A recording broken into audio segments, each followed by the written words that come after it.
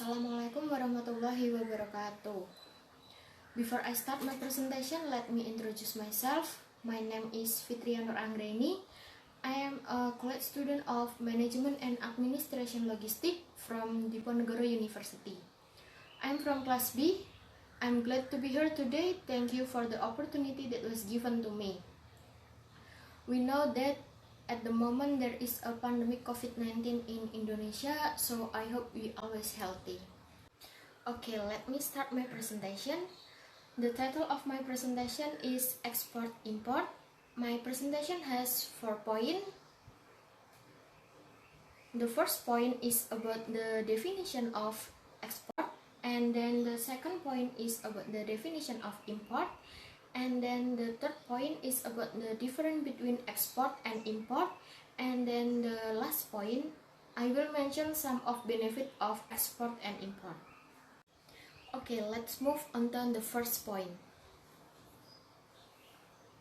What is export? Does anyone know what is export? Export is an economic activity in which the process of selling and sending a product from domestic to other countries in large quantities.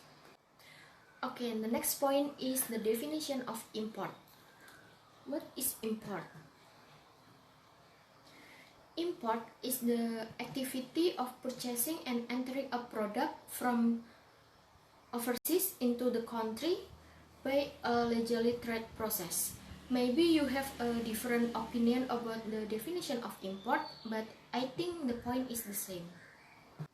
Okay, the next point is the difference between export and import.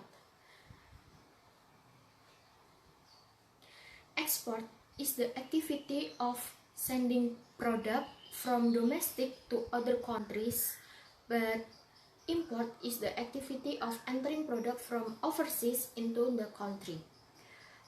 I will repeat it. Export is the activity of sending product from domestic to other countries, while import is the activity of entering product from overseas into the country by a legally trade process.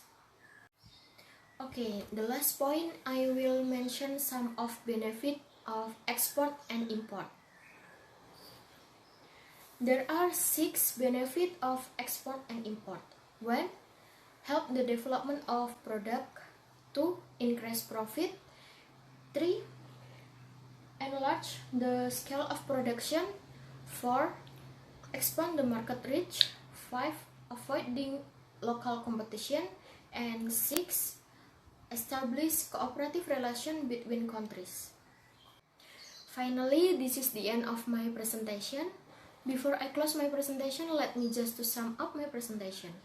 The first point and second point I explained about the definition of export and import, and then the third point I explained about the difference between export and import, and then the last point I mentioned some of benefit of export and import.